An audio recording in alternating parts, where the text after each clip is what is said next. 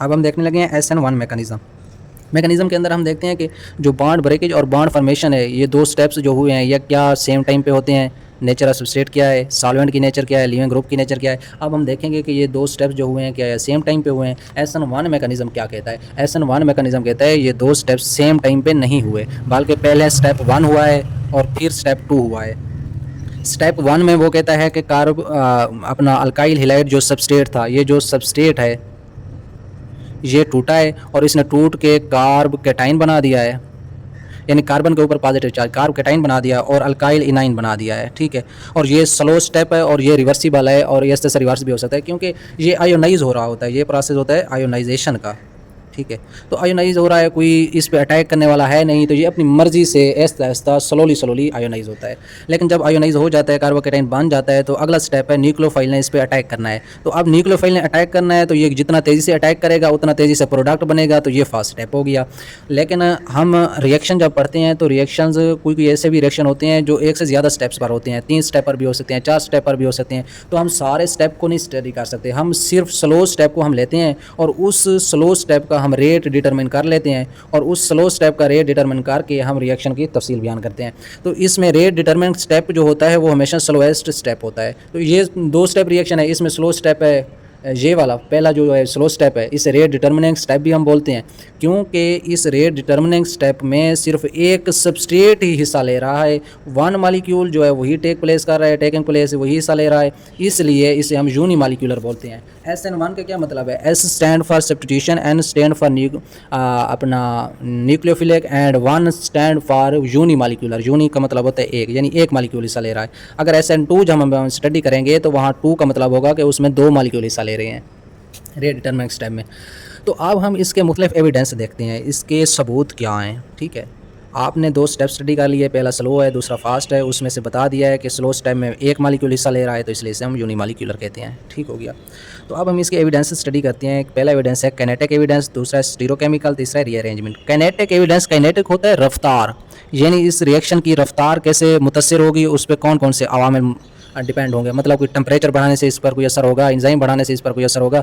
वो कहते हैं टेम्परेचर एंजाइम एक साइड पे रख दें, इसमें जो हमने रेट डिटरमिनिंग स्टेप देखा है उसमें सिर्फ और सिर्फ सबस्ट्रेट इन्वॉल्व है। ये रेट डिटरमिनिंग स्टेप है ना, इसमें सिर्फ सबस्ट्रेट इन्वॉल्व हो रही है, तो इसका मतलब है जो रेट ऑफ रिएक्शन है वो डायरेक्टली प्रोपोर्शनल होगा सबस्ट्रेट की कंसंट्रेशन के। Rate of reaction directly proportional होगा सबस्ट्रेट कंसंट्रेशन के, मतलब जितनी आप सबस्ट्रेट बढ़ाते जाएंगे उतना रेट ऑफ रिएक्शन बढ़ता जाएगा, जितनी सबस्ट्रेट कम कर देंगे, जितनी ये वाली सबस्ट्रेट कम कर देंगे उतना रेट ऑफ रिएक्शन कम हो जाएगा। तो हम लिख सकते हैं रेट इज इक्वल टू के कांस्टेंट और सबस्ट्रेट की कंसंट्रेशन। तो सबस्ट्रेट की जगह जो सबस्ट्रेट हो वही लिख देते हैं, ठीक है, क्योंकि इसमें सिर्फ सबस्ट्रेट हिस्सा ले रही है, इसका जो पावर है वो 1 है, इसलिए हम इसे यूनिमॉलिक्यूलर भी बोलते हैं, और ये फर्स्ट आर्डर रिएक्शन है।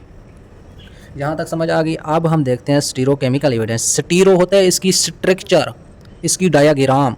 तो इसकी स्ट्रक्चर हम देखते हैं। सबसे पहले हमारे पास जो प्रोडक्ट बना है वो कार्बोकैटाइन बना है, उसकी स्ट्रक्चर देखेंगे। उसके बाद हमारे पास जो प्रोडक्ट बना है ये वाला बना है, इसकी स्ट्रक्चर देखेंगे। स्टीरोकेमिकल में हम कौन कौन सी स्ट्रक्चर देखेंगे? पहले प्रोडक्ट की स्ट्रक्चर और दूसरे की। पहले प्रोडक्ट में क्या हासिल हुआ है? पहले स्टेप में वो हासिल हुआ है कार्बोकैटाइन। अब हम कार्बोकैटाइन की स्ट्रक्चर देख लेते हैं। वो कार्बोकैटाइन हमारे पास इंटरमीडिएट बना है। ये कार्बोकैटाइन ट्राईवैलेंट है। ट्राईवैलेंट मतलब 3 बॉन्ड बनाए हुए हैं, 1 2 और 3। वैसे कार्बन टेट्रावैलेंट है, लेकिन इधर ट्राईवैलेंट है। कार्बन ट्राईवैलेंट है, sp2 हाइब्रिडाइज्ड है। वैसे इधर कार्बन sp3 हाइब्रिडाइज्ड था, लेकिन इधर कार्बन sp2 हाइब्रिडाइज्ड है। और ये प्लेनर स्ट्रक्चर है। प्लेनर का मतलब है 3 बॉन्ड बनाए हुए हैं, एक इधर एक इधर एक इधर, इस तरह के बॉन्ड। ये एक ही प्लेन में है, बिल्कुल एक ही प्लेन है, ठीक है।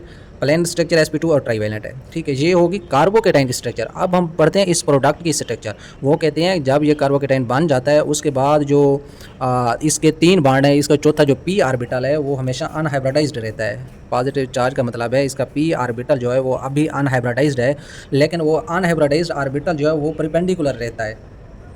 जैसे ये 3 बॉन्ड इसने बनाए हुए हैं, इस पर पॉजिटिव चार्ज है, इसका p ऑर्बिटल, ये फ़र्ज़ किया इसका p ऑर्बिटल है, ठीक है। ये p ऑर्बिटल इधर भी होगा और इसके नीचे भी होगा, दोनों तरफ होगा, ऊपर भी होगा और नीचे भी होगा। तो अब क्योंकि p ऑर्बिटल जो है परपेंडिकुलर है, अब न्यूक्लियोफाइल को दोनों तरफ से उसको सहूलत मिल जाती है, क्योंकि इधर भी p ऑर्बिटल खड़ा है, हो सकता है न्यूक्लियोफाइल आके इधर अटैक कर दे, इधर भी अपना उसका परपेंडिकुलर इधर भी खड़ा है अपना p ऑर्बिटल, तो हो सकता है इधर आके न्यूक्लियोफाइल अटैक कर दे। अब न्यूक्लियोफाइल की मर्ज़ी कि वो ऊपर आके अटैक करे या नीचे जाके अटैक करे, ठीक है।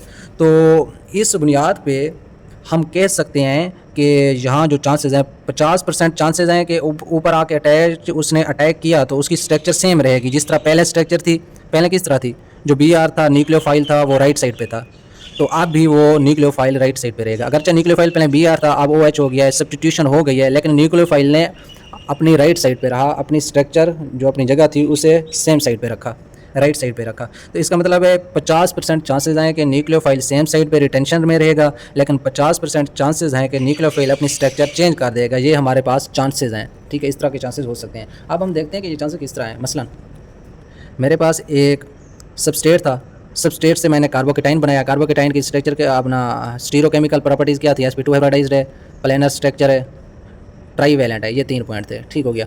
तो अब न्यूक्लियोफाइल इधर आके भी अटैच कर सकता है, इधर आके भी अटैक कर सकता है। अगर इसने आके इधर अटैक किया तो हमारे पास ये वाला प्रोडक्ट बनेगा, यानी न्यूक्लियोफाइल राइट साइड पे था, इधर भी न्यूक्लियोफाइल राइट साइड पे है। इसका मतलब है रिटेंशन रही, स्ट्रक्चर वही सेम रही, ठीक है।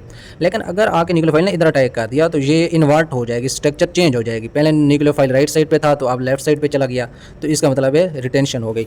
तो वैसे हमारे पास जो चांसेस थे वो ये थे कि हो सकता था कि 50% ये बने और 50% चांस थे कि शायद ये बने, लेकिन वो कहते हैं कि जो डोमिनेंट स्ट्रक्चर बनती है वो ज़्यादातर ये बनती है। मोस्टली स्ट्रक्चर जो एक्चुअली अगर बात करें प्रैक्टिकली तो जो प्री डोमिनेंट स्ट्रक्चर बनती है वो ये वाला न्यूक्लियोफाइल राइट साइड वाला लेफ्ट साइड पे चला जाता है, ठीक है। सब्स्टिट्यूशन तो वैसे ही होनी है, ठीक है। ये हमने बात कर ली स्टीरोकेमिकल एविडेंस की। स्टीरोकेमिकल एविडेंस में हमने 2 चीज़ें की, एक कार्बोकेटाइन की स्ट्रक्चर देखी, ठीक है, उसके बाद हमने प्रोडक्ट की स्ट्रक्चर देखी। प्रोडक्ट में हमने कहा रिटेंशन भी हो सकती है, इन्वर्जन भी हो सकती है, यानी वही भी रह सकता है और लेफ्ट राइट पे चेंज भी हो सकता है, लेकिन जो ज़्यादातर चांसेस हैं वो इन्वर्ट हो जाएगा, ज़्यादातर डोमिनेंट स्ट्रक्चर जो है चेंज हो जाती है। अब ये तो था हमारे पास जो सबस्ट्रेट था, ये था ऑप्टिकली इनएक्टिव, यानी इसके जो 3 बॉन्ड और थे वो सेम थे, ठीक है। इधर भी CH3 था, इधर भी CH3 था, इधर भी CH3 था।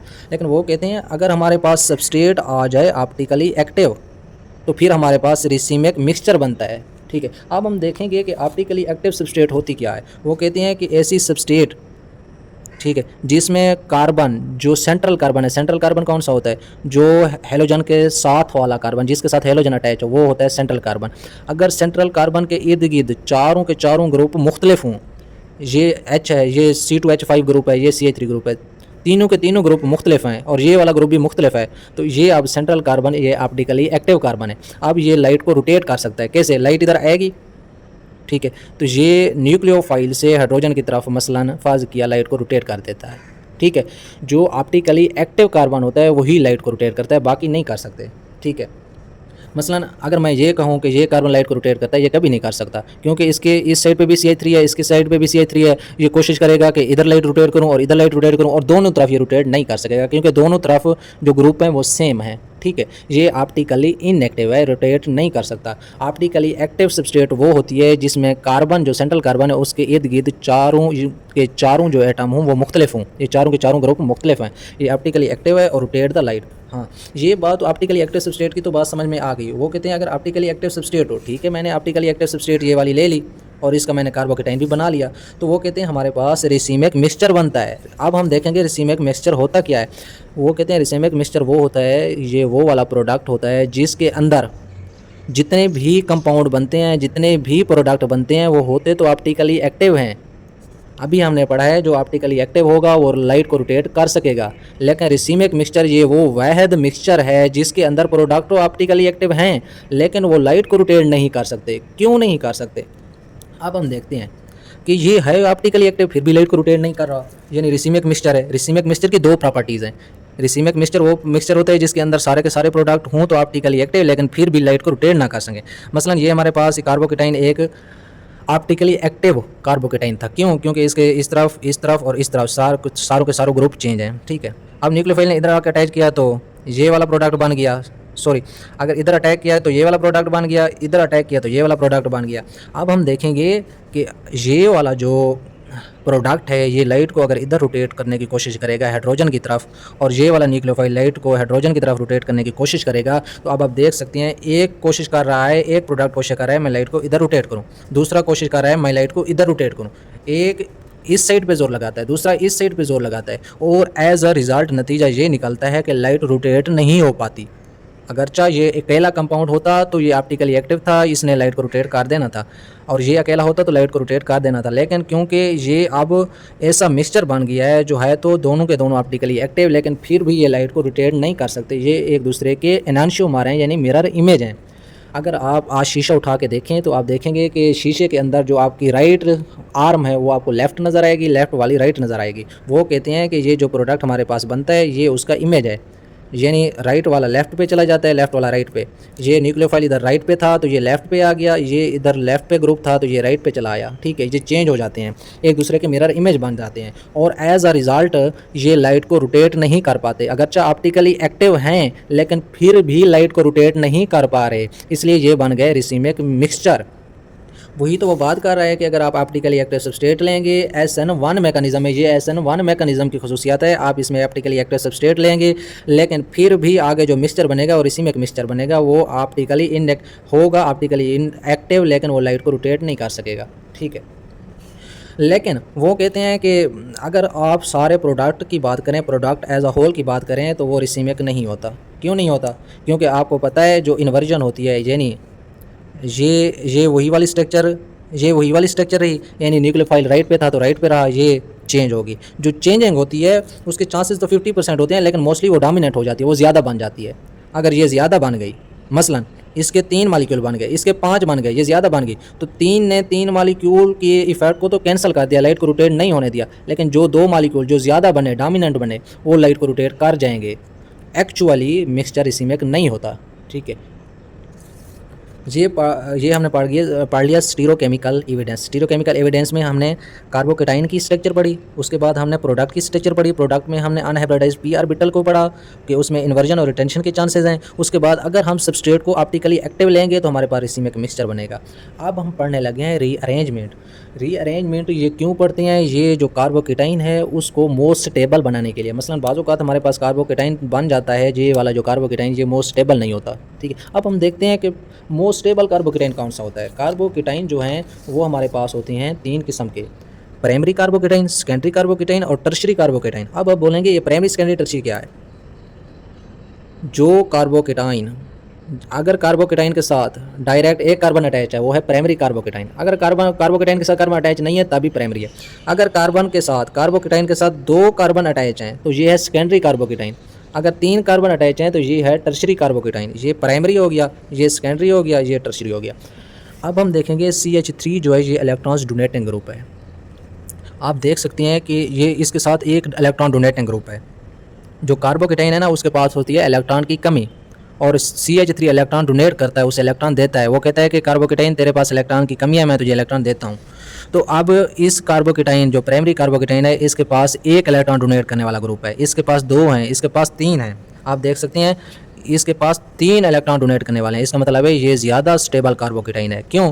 क्योंकि इसके पास इलेक्ट्रॉन की कमी थी लेकिन इसको 3 इलेक्ट्रॉन डोनेटिंग ग्रुप इलेक्ट्रॉन दे रहे हैं, तो इसलिए ये स्टेबल ज़्यादा बन रहा है। ठीक है, ये उससे कम। तो अब हम स्टेबिलिटी आर्डर देख सकते हैं। जो टर्शियरी कार्बोकेटाइन है वो मोर स्टेबल होते हैं बानिस्बत सेकेंडरी के, बानिस्बत प्राइमरी के। ठीक है, ये दोनों प्राइमरी हैं। तो अब रीअरेंजमेंट किस तरह होती है?